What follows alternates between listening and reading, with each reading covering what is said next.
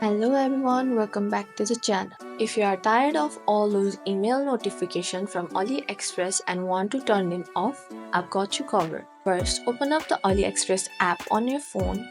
Make sure you are logged into your account. Once you are in the home page, tap onto the account icon, which is usually in the bottom right corner of your screen. Now tap onto the gear icon to open the setting option. Now scroll down until you see notification option. Tap on it.